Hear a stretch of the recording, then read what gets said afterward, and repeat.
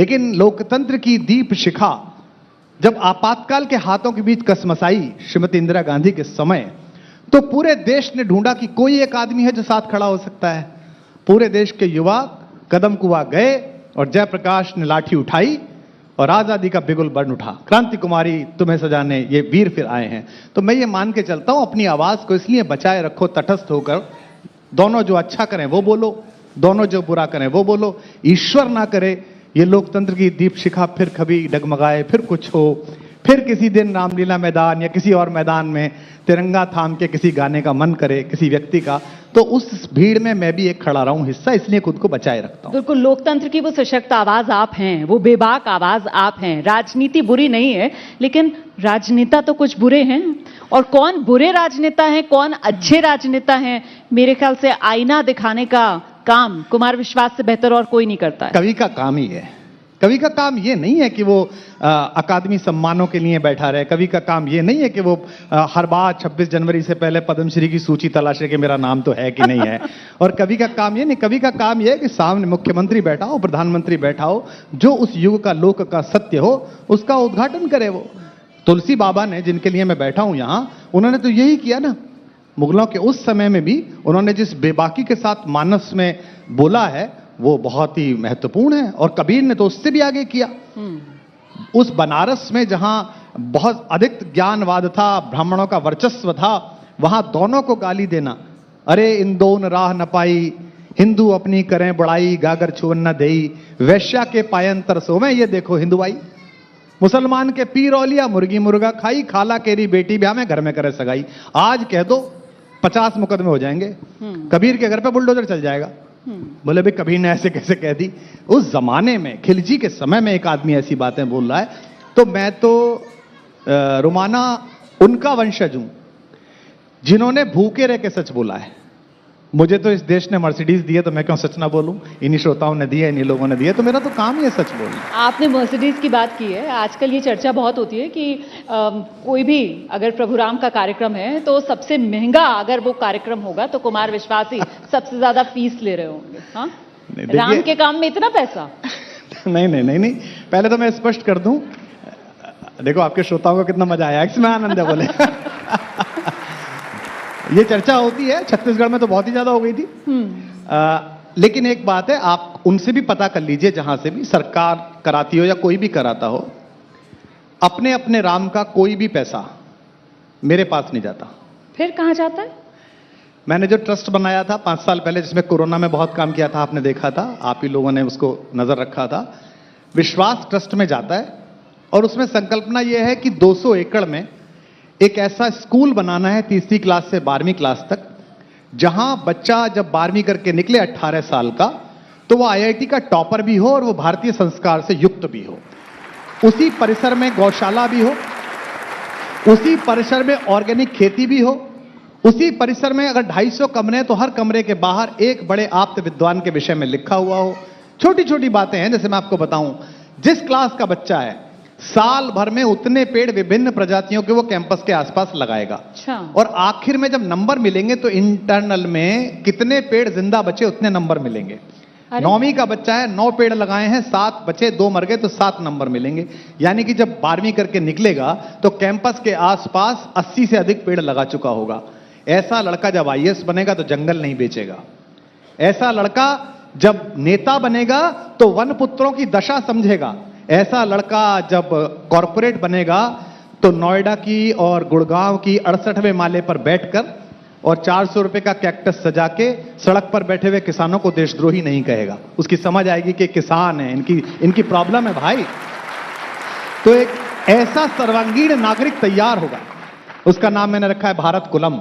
तो भारत कुलम एक ऐसे भारतीय बच्चों का निर्माण करेगा जिसमें आधे बच्चे फ्री पढ़ेंगे और आधे बच्चे जो है वो फीस से पढ़ेंगे। तो अभी मैंने अपनी ओर से उसमें 3-4 करोड़ रुपए डाल दिए हैं कमा के।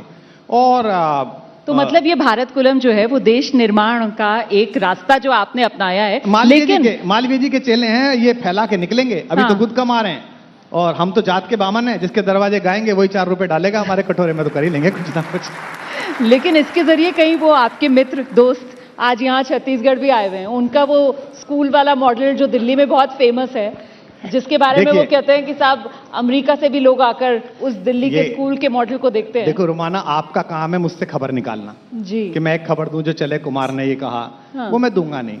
क्योंकि जब मेरे पास राम जैसा महान विषय है तो मैं ऐसे छोटे विषयों पर कोई टिप्पणी करूं उन पर बात करने के बाद।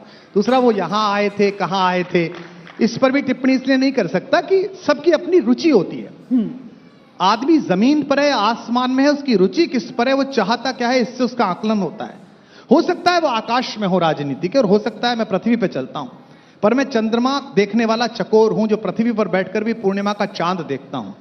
और ऐसे लोग गिद्ध हैं जो जहां लाश की संभावना हो वहीं पहुंच जाते हैं कि यहां से चुनाव की लाश मिल सकती है, मतदाता का शव मिल सकता है, वहां पहुंच जाते हैं। तो अपनी अपनी दृष्टि है, अपनी अपनी सृष्टि है। लेकिन कुमार भाई, दोनों लोगों की रुचि एक समय में एक नहीं थी। दोनों ने एक साथ आंदोलन नहीं किया था, निश्चित एक रूप से। साथ सपना नहीं देखा था देश को बदलने का। फिर ऐसा क्या हो गया? देखिए क्या है कि ना, आप कई बार सीखते हैं। हाँ इतिहास क्या है? इतिहास आपको सिखाने की पाठशाला है।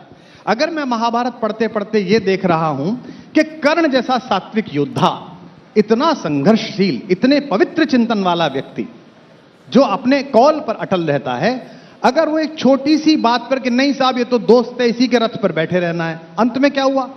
दुर्योधन तो मारा ही गया, कर्ण भी मारा गया, और मुझे भी पता है इस महाभारत में दुर्योधन मारा जाएगा, उसे कोई भी मारे। तो मैं कर्ण की तरह क्यों बैठा हूं रथ पे? मैं रथ से नीचे उतरा के जा मार, लड़ ले तेरा जहां मन करे।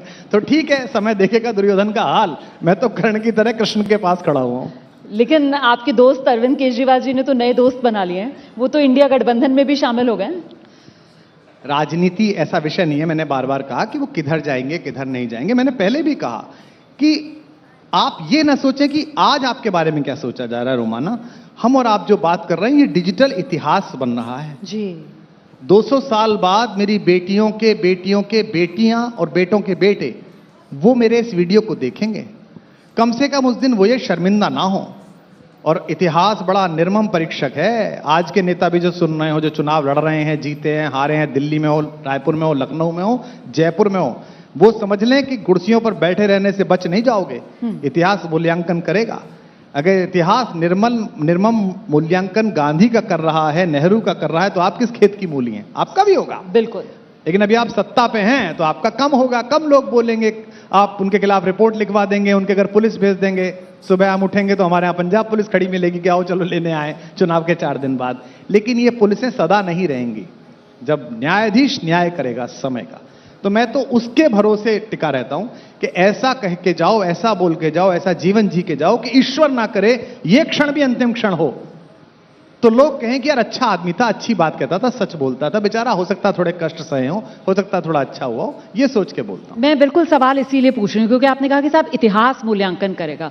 ऐसे में आज की जो राजनीति नहीं बल्कि जो आज की जो सत्ता है, जिसको लेकर ये कहा जा रहा है कि ये देश हित में बिल्कुल सही नहीं है, इनको उखाड़ फेंकना बहुत जरूरी है, और इन्हीं को उखाड़ने के लिए सब अपनी जो विचारधारा है उससे कहीं ना कहीं कॉम्प्रोमाइज करके एक गठबंधन में आ रहे हैं। आपको लगता है ये सही हो रहा है, ये एनडीए बनाम इंडिया गठबंधन?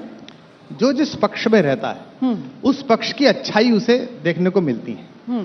ये जो एआई अभी आया है कि आप अगर एक मोबाइल के बारे में बात करो या सर्च करो तो आपको फेसबुक पे हर दूसरी पोस्ट मोबाइल की मिलती है। आप गुड़गांव के एक सेक्टर में फ्लैट का किराए का ढूंढो तो आपको लगातार यही मिलते हैं। ये एआई तो आज आया है, लेकिन ये एआई वैचारिकी में सदा होता है, आपकी पत्रकारिता में हो गया है। सबसे बड़ी समय एक युवा पत्रकार से नीचे बैठ के यही कह रहा था कि तुम्हें वो वॉल की तरफ धक्का मारेंगे कि तुम इधर खड़े हो जाओ, और दूसरे वाले तुम्हें गले लगाएंगे कि तुम हमारी तरफ ही खड़े रहना। तुम्हारी चेतावनी है, ये तुम्हारी प्रज्ञा है कि तुम बीच में खड़े होकर कहो, जो गले लगा रहे उनसे भी कहो तमीज से दूर खड़ा रहे, पत्रकार हूं मैं, और जो गाली दे रहे उनसे भी कहो दूर खड़ा रहे, पत्रकार हूं मैं। अगर ये तटस्थता बाधित हो गई, जो कि बहुधा हो रही है, मुझे क्षमा करेंगे कहते हुए मैं आपके चैनल पे कह रहा हूं, हर जगह ही हो रही है, हर जगह ही की गई है, ऐसे में अपनी तटस्थता को बचाए रखना ही कृष्ण पक्ष है। क्योंकि कृष्ण जहां खड़े हैं लग रहा है कि पांडवों की तरफ खड़े हैं, लेकिन नहीं, वो सत्य के साथ खड़े हैं। जब वो गलत कर रहे हैं तो उनके लिए भी कह रहे हैं, और स्वयं भी गलत कर रहे हैं अगर कृष्ण, तो महर्षि व्यास उनका भी न्याय कर रहे हैं, उनके कुल के साथ भी न्याय कर रहे हैं।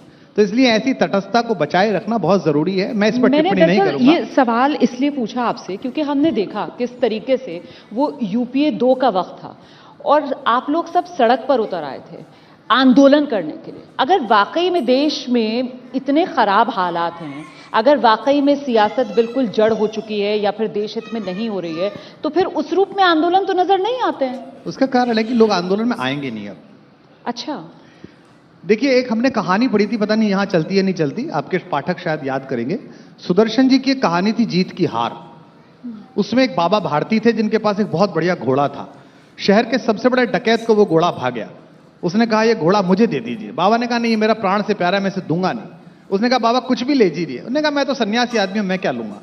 रात को वो घोड़ा बंधा रहता था, उनको डर लगा रहता था। एक दिन बाबा भारती शहर से लौट रहे थे, सड़क के किनारे उन्होंने एक अपाहिज देखा, एक दिव्यांग व्यक्ति बैठा हुआ है कंबल ओढ़ के। उसने कहा, अरे बाबा मुझे बिठा लेंगे क्या, मुझ पे चला नहीं जा रहा।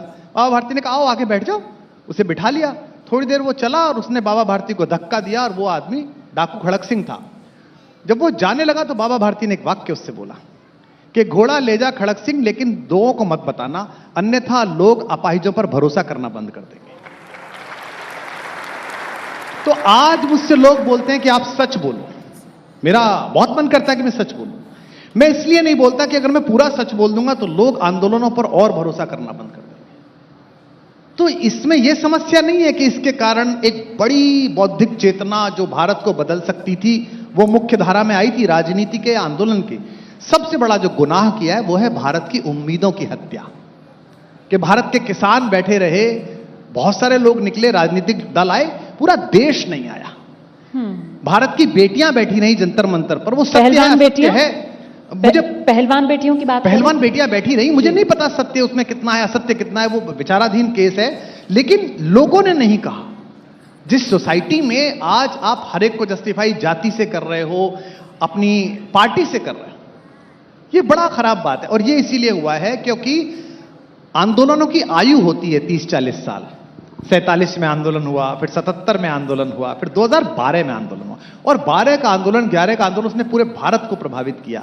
ऐसे में उस आंदोलन का सौदा अगर आप एक नगर पालिका छाप सरकार की चेयरमैनी जैसी छोटी पोस्ट पे कर लेते हैं तो आपने अपने लिए तो कुछ नहीं पाया मित्र, लेकिन आपने इस देश की उम्मीदों की हत्या कर दी। ये बड़ा अपराध है जो आप कह रही हैं। ये सारे निकल जाएं सड़क पे, ये जितने थे ना फ्यूज बल्बों की झालर, ये सब निकल जाएं सड़क पे, उसके बाद भी जनता नहीं आएगी क्योंकि लोग भरोसा नहीं कर रहे हैं। तो भरोसे की हत्या सबसे बड़ी हत्या है। विश्वास की राजनीतिक हत्या कोई हत्या नहीं है, लेकिन जन विश्वास की हत्या ज्यादा बड़ी हत्या है। उसका अपराध तो है, उसका दंड तो देगा ईश्वर। और विश्वास की हत्या जो आपने बात कही अभी, नहीं, इसका लोग गुनहगार कौन है? नहीं, ऐसा लगता है, कबीर का एक बहुत अच्छा दोहा है, सुखिया सब संसार है, खावे और सोवे, दुखिया दास कबीर है, जागे और रोवे। लोगों को लगता है कि कबीर दुखिया है। कबीर से ज्यादा आनंद में कौन है? अगर मैं जिस पद पर हूं, जो मैं कर रहा हूं, आप मेरे ईश्वर, आपकी ये स्नेही दृष्टि, सावन का समय जब हम आपसे बात कर रहे हैं, बहनों की ज्यादा कृपा होती है भाइयों पे, यही जो तेजस्विता मेरे चेहरे पर है, यही जो आनंदवर्धन मेरे चेहरे पर है, ये इस कारण नहीं है कि लोकप्रियता है, इस कारण है कि मैं उस नकारात्मकता के घेरे से काफी बाहर खड़ा हूं। मैं जब टिकट की कमेटी में बैठता था, पार्लियामेंट्री कमेटी में, और हमको विधानसभा के टिकट फाइनल करने होते थे और महत्वपूर्ण होते थे, तो मैं शाम को घर लौट के कहता था कि ऐसा लग रहा है कि जैसे किसी ने लिटा के मारा हो 15-20 लोगों ने। क्योंकि इतनी बातें, ये जातिगत समीकरण, इस जात की सीट है, इसको काट दो, इसको झूठ बोल दो, तू झूठ बोल देना, इससे तू कह देना अगली बार, क्या बकवास है ये। तो राजनीति के शुद्धिकरण के लिए एक प्रयास हुआ था, वो असफल हो गया, दुख है।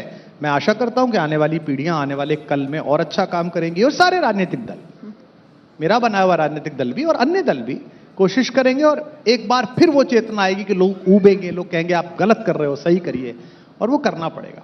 आप कोशिश करेंगे उसके लिए, और विश्वास किसके? अगर आज मौका मिले कुमार विश्वास को, तो कुमार विश्वास किसके होना चाहेंगे राजनीतिक तौर पर? मैं दो बातें, एक तो क्या मैं महंगा व्यक्ति हूं राजनीति के लिए, इतना कौन बाई करेगा कि यार इतना सच बोल देता है, ये बोल ही देगा मुंह पे, क्या फर्क पड़ता। और दूसरा, अगर कोई सार्थक काम दिया जाए कि ये सार्थक काम कर देना तो है। अन्यथा राजनीति जिन 3 कारणों से की जाती है, ईश्वरीय कृपा से, राम की कृपा से, वो मेरे पास पर्याप्त हैं। एक की जाती है लोकप्रियता के लिए, वो है। एक की जाती है पैसे के लिए, वो मुझे करनी नहीं थी, वरना मैं आपके यहाँ शिखर सम्मेलन की जगह मैं कृष्ण जन्मभूमि में बंद होता, जैसे बाकी मित्र हमारे वहां विश्राम कर रहे हैं। और तीसरी की जाती है शक्ति के लिए, उसकी आवश्यकता क्यों पड़नी चाहिए। इस परिसर में प्रवेश करते समय जो बाहर बिल्कुल दरवाजे पर गेटमैन की जगह व्यक्ति खड़ा है, यहां तो मुख्यमंत्री भी आ रहे हैं ना, यहां अन्य बड़े बड़े नेता भी आए, पूर्व मुख्यमंत्री आपके साथ अभी बैठे थे, लेकिन जो गेट पर 4 आदमी दिखे, जो सामान्य रूप से घूम रहे हैं व्यवस्था में, उनके चेहरे पर जो आपको देख के स्निग्ध मुस्कान थी, भैया अब सुनते हैं भैया आपका वीडियो, राम वाला भरत वाला देखा था आपका, ये किसी भी भारत रत्न से बड़ी बात है, ये किसी भी मुख्यमंत्री पद से बड़ी बात है।